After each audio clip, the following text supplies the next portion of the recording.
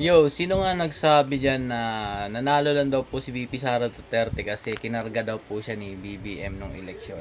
Pero ang alam naman po talaga namin dito sa Davao City, si BBM ilang beses po yan pumunta, nagpabalik-balik dito para ligawan po ang aming mayor nung time na yon na si VP Sara Duterte na ngayon, mga idol. Tapos sinasabi niya na si BBM ang nagdala sa kanya.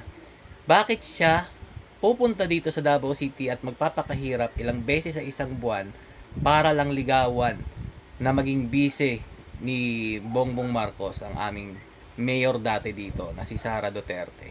Yun lang naman. At eto mga Lodi, papakita ko lang sa inyo na marami pa rin pong naniniwala sa mga Duterte at kayo lang naniniwala na ang BBM talaga ang nagpanalo sa kanya. Eto, panoorin nyo tong video na to mga idol. Tapos sabihin nyo sa amin na talagang ang dami-dami po ng supporters ni BBM sa Norte.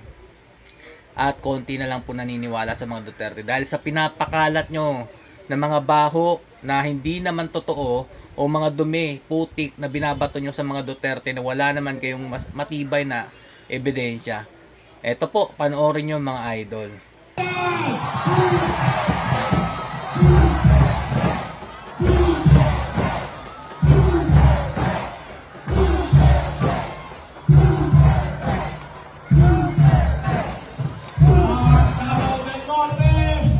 Para malaman nitang malugnos, sino ang susunod na presidente ng Pilipinas?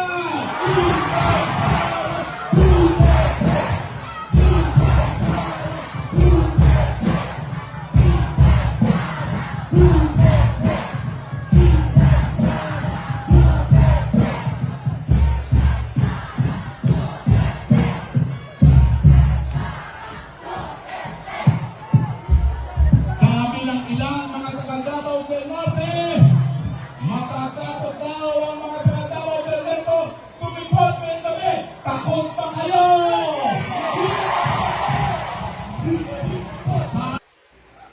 So, ayan mga Lodi, ebidensya na hanggang ngayon marami pa rin pong naniniwala sa mga Duterte at kakayanan nito. Kaya sa susunod na eleksyon mga idol, o kung umabot pa man doon, alam nyo na siguro na hindi po papatinag ang mga Duterte at supporters.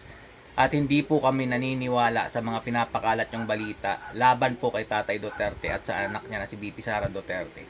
Solid po kaming naniniwala sa mga Duterte at hanggang ngayon po kami nananalig na mababalik po sila sa pwesto para po ayusin ang ginawang gusot nitong administrasyon na ito. So hanggang dito lang po muna mga idol. Huwag masyado mainit ang ulo. Doon lang po tayo sa totoo. Huwag po tayo magpapakalat ng mga balita na hindi nyo naman po kayang patunayan. Okay po? Stay safe mga idol and God bless you all. Peace bomb.